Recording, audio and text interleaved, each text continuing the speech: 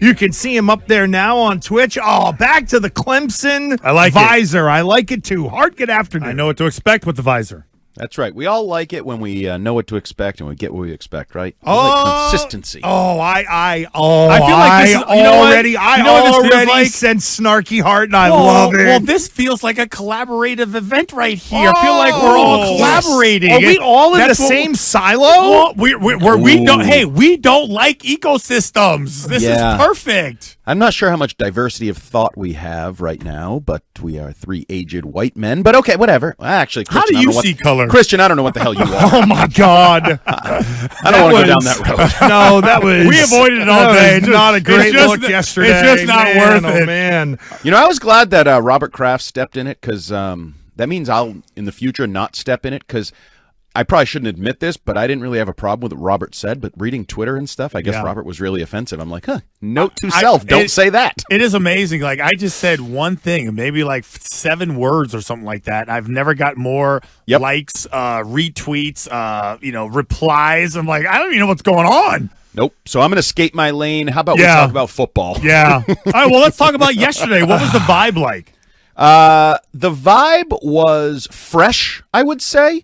I thought it was appropriate that they held this in the new, GP Atrium, I think it's called. Yeah. The Chat GPT Atrium. Yes. The Chat GPT AI Atrium, where nothing is real. That's a beautiful building or addition to Gillette Stadium. Obviously, it's changed the facade. I love the look from the outside. You ride the elevator up the lighthouse and go in there, just bright, new, fresh. And I thought that was kind of, not to get to, English class, cheesy, but symbolic. Like, this is a fresh, bright, new start for Patriots football. And then, there were a lot of people there, his family. I thought it was interesting. The scouting department was there. Organizational people were there watching from the sides. Mac Jones, I thought was really interesting, him being there. And then if I could sum up, because it was long. I thought it was a little longer than I expected. The proceedings, I would say it's quite clear they got their man, and it also seems quite clear that as of right now, they don't really have a plan. So that was my takeaway. Yeah, I came away the same way. Who were there from the players' end, Hart? Because it's the one thing I never got nailed down, and we never got the camera completely turned around. We saw Mac come in. I know somebody mentioned Uche was there, but how many players did you notice that were there for this thing? I didn't notice a ton. Uche was there. Juwan Bentley was there. Joe Cardona was there. There may have been a couple others, so I would say it was a handful of players, what I would describe it as. I did think it was interesting that Mac was there.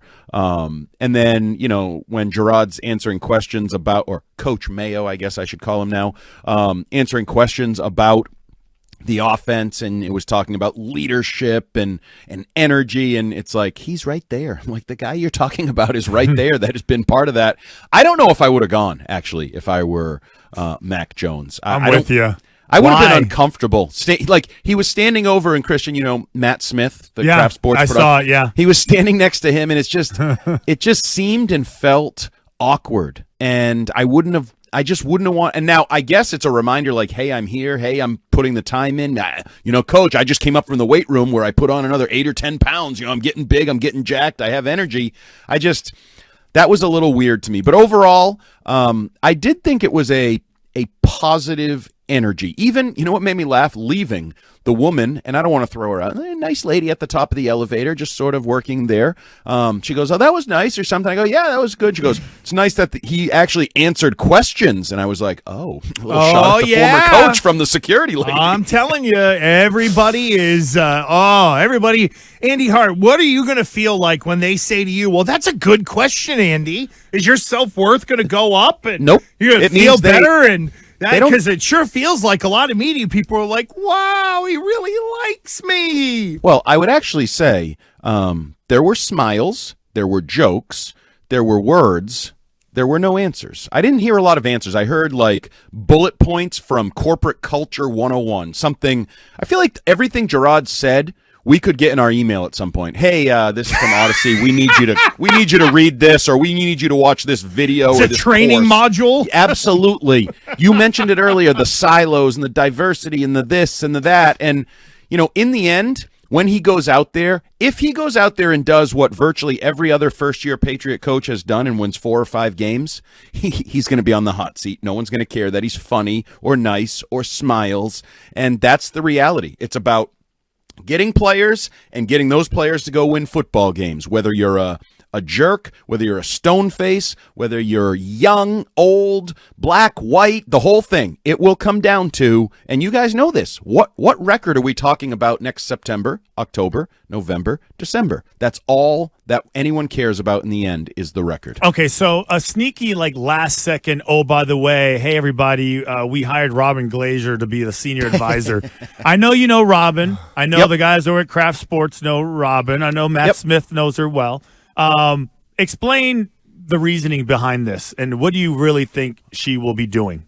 Well, I think based on her title and some of what I've heard, she's basically going to be sort of the liaison between business and ownership and football, and she's the new Bears, it sounds like to me. She's the new right-hand man for Jerod Mayo. So she's going to have the office right next to him, and I don't know. We driving players from the airport or welcoming Well, Bears people doesn't do that. No. Bears has a staff that does that. But I think if you want to get to Jerod Mayo, you're probably going through Robyn. And anything that involves Jerod Mayo. I didn't even think about that. Yeah, I think that. But also, she has been, I know people want to paint this like, she's nothing to do with football. She's been involved with sort of the bridge between the upstairs and the downstairs for a while, between the team and the league for a while. I can tell you she has been a contact point for the league for a long time with the Patriots. Like, if they send out a memo, like a high-level memo, she would be one of the, I don't know, authors. Handful. No. I mean, to the team from the league. If Roger Goodell wants to make a point to all 32 teams, when they email it to the Patriots, she would be on the email list. It would be her, Robert, John, whatever the 6 or 7 important people were, she would be at a high-level email chain. So, well, she's firing out those emails in caps on during Deflategate. So correct. I kind of expect that. Correct. Sternly worded legal letters. And she is a legal background person, but she's been mixed into football, sort of the operations end of it for the team for a while. And clearly, I would say based on the Mayo end, the Bears role type thing, clearly she must have developed a relationship with Jerod Mayo, because that person is usually, has a track record with the coach. For some reason, they're very comfortable with you being the right-hand woman in this case. It was like, you guys don't remember this, but Aaron O'Brien went with Mangini to Cleveland from the Patriots when he left. Or the Jets, when he went to the Jets. And she was like a PR person who he had gotten very comfortable knowing. And he brought her to the Jets to be his Bears. So everybody has a Bears, but sounds like she might be the Bears plus something. I would say that's fair. Yeah, I would. I'm with that as well. Hart, Forey and I were talking about this earlier. What are the musts for Jerod Mayo on his staff? What do you mean? So like Fourier suggested sort of his Ernie Adams to help manage the game. I'm kind of tied in with him I want an offensive coordinator that's been a head coach, because I think on that side of the ball, you have a little more complex problems to solve with timeouts, clock timing, things like that, versus on, say, the defensive side. And if we have seen one bugaboo for a lot of first-year head coaches, managing clock, timeouts, things of that kind of stuff, just in terms of, do you need head coaches on staff? Do you need a different voice on special teams? Or if Matt Slater says, hey, Jerod, I'll coach for you, do you give someone something like that to try to keep the culture going? Yeah, well, I would agree with the word that Jerod used, diversity. I think you do need some diversity, and I don't mean it in terms of race or gender or age, but experiences, input, ability to productively help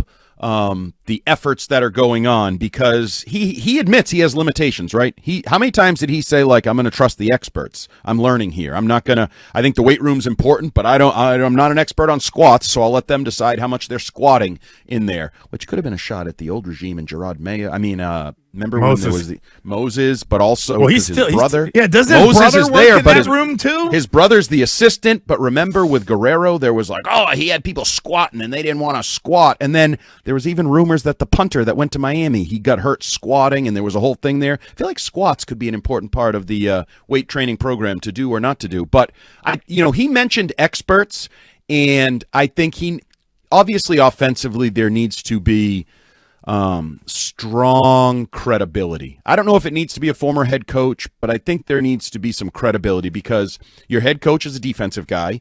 He has been running the defense for years now. Like, there's going to be a certain confidence on that side of the ball, whereas the offense has been a debacle for 2+ years now, and you're not an offensive guy. You admit you have limitations. You need experts around you. So I do think there's that. Yes, I believe he needs – now, I don't think it needs to be an old analyst, but do I think he needs somebody or needs to have faith in somebody in the analytics side and sort of the clock management, as you said, game management side, somebody on his headset that he can trust?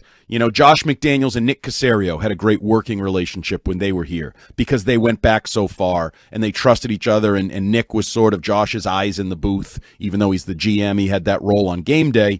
I think you have to have some eyes in the sky who is a step back from everything that's going on that can help you. When it is hitting the fan in terms of timeout and challenges and game management, there can be chaos. And I think you need some calm in that chaos up in the booth. So who that person is that he would trust, are they young, are they old, are they more analytical side, are they a former player? I have no idea who that would be. But I do think you want to be careful not just having a bunch of young former players. Like, I don't know if you guys followed on social media. First couple days there was like, he liked Dante Hightower. He said he would be a good coach once. Is he going to go get him to coach the linebackers? And James White might be a good running backs coach. Mm-hmm.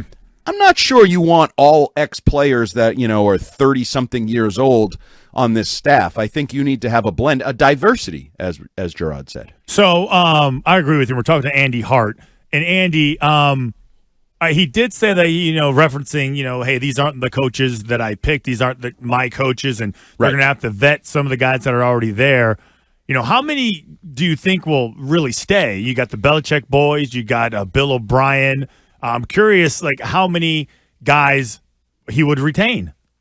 Yeah, I think that is very interesting. Like a guy like DeMarcus Covington, I'm assuming will be back. I mean, he's a guy that I would, if Steve isn't here, if Steve goes to Atlanta with Bill, I think DeMarcus Covington would be the defensive coordinator based on what he's done in recent years, their relationship, everything. So he's a guy that I think will be back. I think there's a lot of questions on the offensive side of the ball. I'm going to guess Clem is not back. I'm going to guess that Troy Brown is not back, even though Troy is representing them at the Senior Bowl as the offensive coordinator for one of the teams.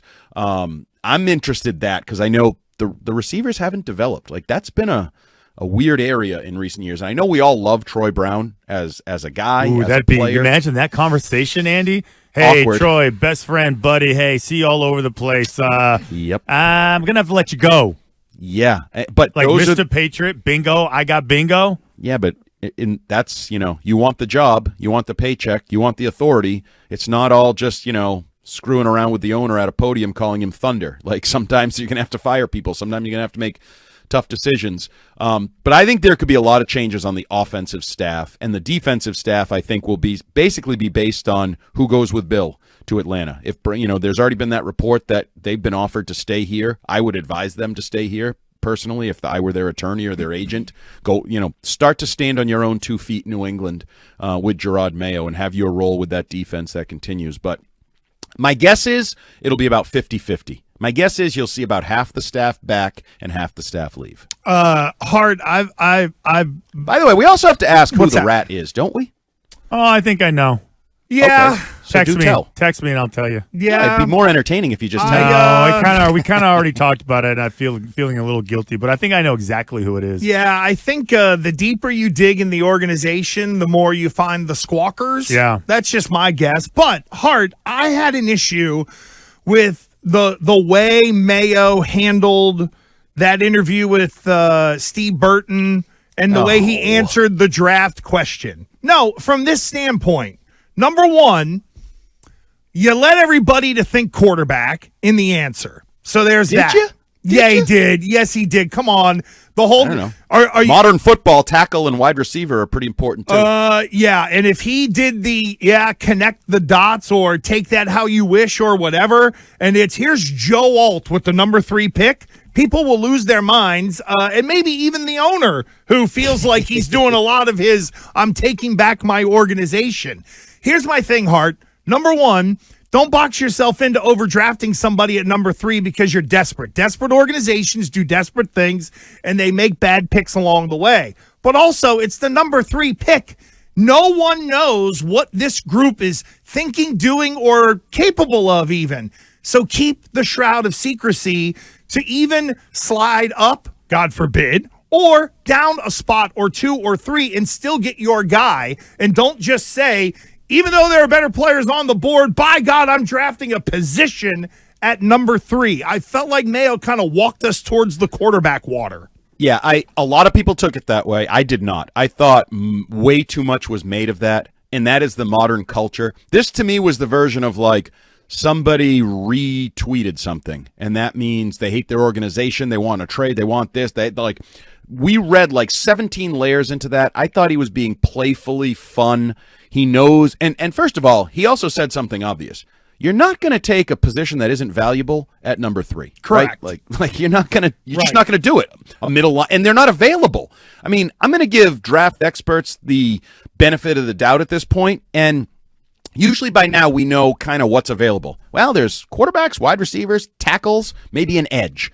All 4 of those positions are really important. We haven't heard about a corner like last year, the kid that went to Seattle that was, you might have a top 5 pick. So there's basically 4 spots that are going to go in the early part of the draft. They are 4 of the most premier positions in the sport of football. Just look at the paychecks and how the game is played now. So I didn't really think he tipped his hand. A lot of people were like, just guaranteed, lock it in, 3 straight quarterbacks to start the draft. I didn't really take it that way. And I wouldn't hold him to anything he said in a sit-down interview that was his 20th interview of the day with Steve Burton in the GP atrium. Like, conditions on the ground are going to change. He's getting more information. Guys are going to, get hurt at the combine, this, so that. Look, I think we have fun with it. It's what we should do. You do daily radio. I do daily podcasts. We should talk about it and fluff it, whatever. I thought it wasn't really that big a deal. Yeah, I thought it was a curious answer considering there's no GM. How would he know where there could even be a lean unless the owner is in? In my thing, I'm with you, Hart. He's overthinking it. He's overanalyzing it, and I would say this is a nothing burger. Nothing. Yeah. And he, again, no tendencies, no reputation for doing anything. Who the hell would use that one clip as an identifier? Right, and this is not Nick Saban saying, I am not going to Alabama, and then the next, no. Jerod didn't really say anything. Now, I do find the interesting part of what are we doing with that pick in terms of who's making it? Robert said they would assign somebody, but right now they're evaluating the people that are there, but they're also going to start interviewing some people. I thought that one of the big takeaways yesterday was an inconsistency. So Robert fell in love with Jerod, maybe on an Israel trip in 2019, as far back as that. It's like said he's spring break 89, right. baby. Right. He found out, that's my guy. Yeah. Or even more locally, like last year, they put it in writing in the contract. But then why doesn't he have a better assessment of Matt Groh and Elliott Wolf and all these? They're like, they learned under Belichick and now we're going to observe them. Well, how are you going to observe them? You either need to let them do their thing, which means you could ruin one of the most important off seasons in Patriots history because you got to let them make decisions on franchise tags, free agency, and the draft, or you kind of know that they're not the ones, or Elliott Wolf is the one. There's an inconsistency here with how definitive he was about Jerod Mayo for so long that he's my next guy and I'm going with my gut. Feels like he doesn't have a strong gut feeling for any of these other guys. So isn't that the answer? You don't have a guy? If you don't feel strongly enough to say Elliott Wolf is the damn man now, then he's probably not the damn man and you need to find somebody. There's a weird inconsistency behind the scenes here. Which is leading to all the questions about where was Jonathan Kraft, and then now we have, who is it here, Robyn Glaser into the mix as well. And, and again, even Mayo, I thought Mayo should have just said, listen, we're just getting into the process. You heard Robert Kraft.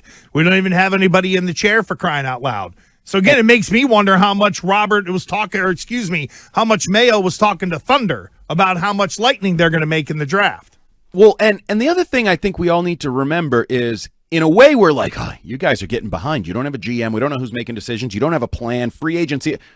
They're actually ahead of the curve. Of all the teams that canned their coaches, they're the only one that's hired anybody right now and held this press conference, right? Washington did it in the more traditional sense where they hired the president, then Adam Peters. Now they're going to hire their coach. But a lot of other decisions are still being made. So it's hard to say they're behind in the process right now when they actually might be ahead of the other quarter of the league that's in a massive transition this offseason. But that makes did you me like feel, the Thunder? Yeah, that makes me feel better. They might be in better position than the Panthers. Hot damn. Yeah, but I'm not sure they're in better position than Washington. Do you like Washington's offseason better or the Patriots? Well, the Patriots right now. Yeah, where we Patriots stand, right it's the now. Patriots. Yeah.